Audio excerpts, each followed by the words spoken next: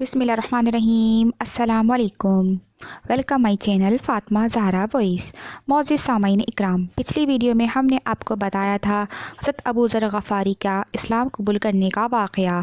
آج کی ویڈیو میں ہم آپ کو بتائیں گے کہ حضرت ابو ذر غفاری اپنے بھائی کے پاس جب آئے تو اس کے بعد کیا واقعات ہوئے، اور اس کے ساتھ مختلف صحابہ کرام کے اسلام قبول کرنے کے واقعات بھی اسی ویڈیو میں ہم آپ کو بتائیں گے۔ اس لیے آپ سے گزارش ہے یہ ویڈیو آخر تک ضرور دیکھیں۔ چلے ہم ویڈیو کا باقاعدہ آغاز کرتے ہیں۔ حضرت ابو ذر غفاری جب واپس آئے اور انہوں نے اپنے بھائی انیس سے ملاقات کی۔ انیس نے مجھ سے کہا، حضرت ابو ذر غفاری کہتے ہیں کہ انیس نے مجھ سے کہا کہ تم کیا کر آئے ہو؟ تو میں نے جواب دیا، مسلمان ہو گیا ہوں اور میں نے محمد صلی اللہ علیہ وآلہ وسلم کی تصدیق کر دی ہے۔ اس پر انیس نے کہا کہ میں بھی بتوں سے بیزار ہوں اور اسلام قبول کر چکا ہوں۔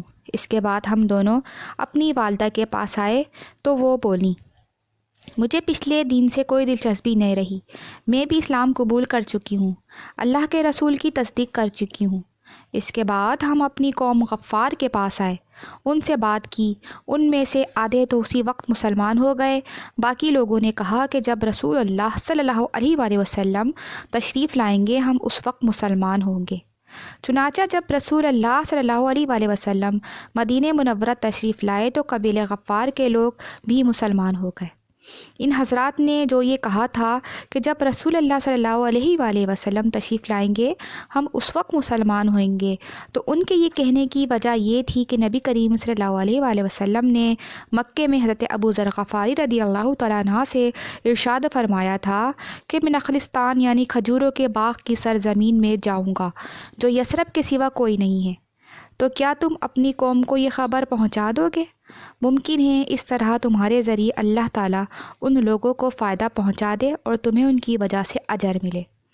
اس کے بعد نبی کریم صلی اللہ علیہ وآلہ وسلم کے پاس قبیلہ اسلم کے لوگ آئے، انہوں نے آپ سے عرض کی کہ اے اللہ کے رسول، ہم بھی اسی بات پر مسلمان ہوتے ہیں جس پر ہمارے بھائی قبیلہ غفار کے لوگ مسلمان ہوئے ہیں۔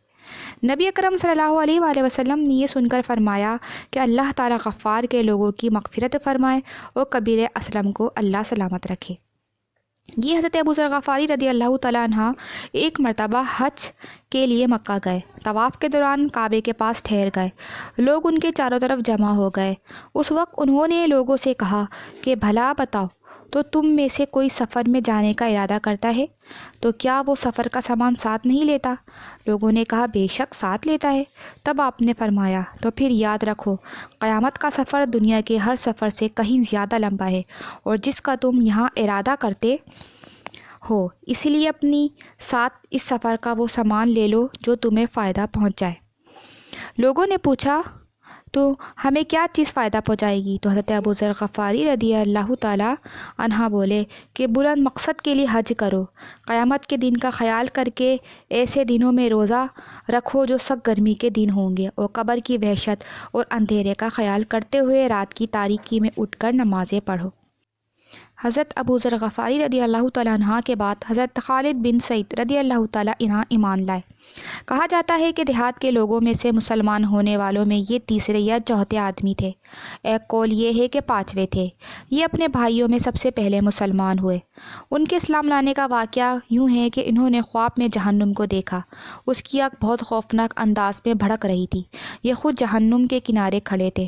خواب میں انہوں نے دیکھا کہ ان کا باپ انہیں جہنم میں دھکیلنا چاہتا ہے، مگر نبی کریم صلی اللہ علیہ وآلہ وسلم ان کا دامن پکڑ کر انہیں دوزخ میں گرنے سے روک رہے ہیں۔ اسی وقت گھبراہٹ کے عالم میں ان کی آنکھ کھل گئی۔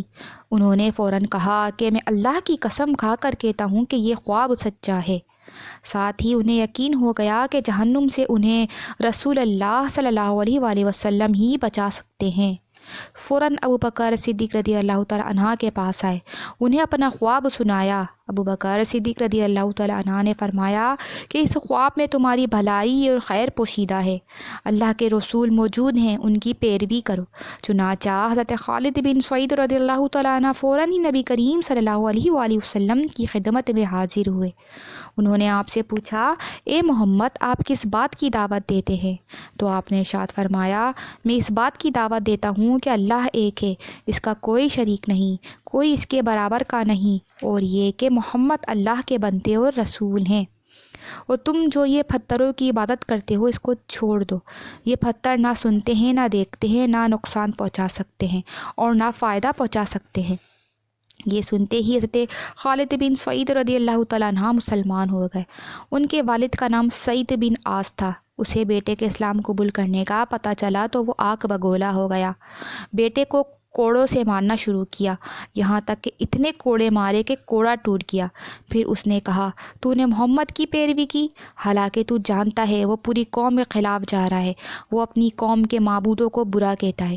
یہ سن کر حضرت خالد بن سعید رضی اللہ تعالیٰ عنہ بولے کہ اللہ کی قسم، وہ جو پیغام لے کر آئے ہیں میں نے اس کو قبول کر لیا ہے۔ اس جواب پر وہ اور غضبناک ہوا اور بولا، خدا کی قسم، میں تیرا کھانا پینا بند کر دوں گا۔ حضرت خالد بن سعید رضی اللہ تعالیٰ عنہ نے جواب دیا، اگر آپ میرا کھانا پینا بند کر دیں گے تو اللہ تعالیٰ مجھے روٹی دینے والا ہے۔ تنگ آ کر سعید نے بیٹے کو گھر سے نکال دیا، ساتھ ہی اپنے باقی بیٹوں سے کہا کہ اگر تم میں سے کسی نے بھی اس سے بات چیت کی میں اس کا بھی یہی حشر کروں گا۔ حضرت خالد بن سعید رضی اللہ تعالیٰ عنہ گھر سے نکل کر حضور نبی کریم صلی اللہ علیہ وآلہ وسلم کی خدمت اقدس میں آ گئے۔ اس کے بعد وہ آپ کے ساتھ ہی رہنے لگے، باپ سے بالکل بے تعلق ہو گئے، یہاں تک کہ جب مسلمانوں نے کافروں کے مظالم سے تنگ آ کر حبشہ کی طرف ہجرت کی تو یہ ہجرت کرنے والوں میں سے پہلے آدمی تھے۔ ایک مرتبہ ان کا باپ بیمار ہوا تو اس وقت اس نے قسم کھائی، اگر خدا نے مجھے اس بیماری سے صحت دے دی تو میں مکے میں کبھی محمد کے خدا کی عبادت نہیں ہونے دوں گا۔ باپ کی یہ بات حضرت خالد بن سعید رضی اللہ تعالیٰ عنہ تک پہنچی تو انہوں نے کہا، اے اللہ، اسے اس مرض سے کبھی نجات نہ دینا۔ چنانچہ ان کا باپ اسی مرض میں مر گیا۔ خالد بن سعید رضی اللہ تعالیٰ عنہ پہلے آدمی ہیں جنہوں نے بسم اللہ الرحمن الرحیم لکھی۔ ان کے بعد ان کے بھائی عمر بن سعید رضی اللہ تعالیٰ عنہ مسلمان ہو گئے۔ ان کے مسلمان ہونے کا سبب یہ ہوا کہ انہوں نے خواب میں ایک نور دیکھا، نور زمزم کے پاس سے نکلا اور اس سے مدینے کے باغ تک روشن ہو گئے اور اتنے روشن ہوئے کہ ان میں مدینے کی تازہ کھجوریں نظر آنے لگیں۔ انہوں نے یہ خواب لوگوں سے بیان کیا تو ان سے کہا گیا کہ زمزم عبد المطلب کے خاندان کا کنواں ہے اور یہ نور بھی انہی میں سے ظاہر ہوگا۔ پھر جب ان کے بھائی خالد رضی اللہ تعالیٰ عنہ مسلمان ہو گئے تو انہیں خواب کی حقیقت نظر آنے لگی، چنانچہ یہ بھی مسلمان ہو گئے۔ ان کے علاوہ سعید کی اولاد میں سے ریان اور حکم بھی مسلمان ہوئے۔ حکم کا نام نبی کریم صلی اللہ علیہ وآلہ وسلم نے عبداللہ رکھا۔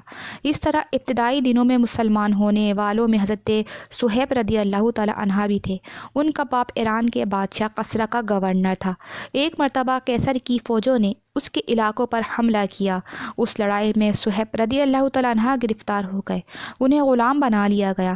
اس وقت یہ بچے تھے، چنانچہ یہ غلامی کی حالت میں ہی روم میں پلے بڑھے، وہیں جوان ہوئے۔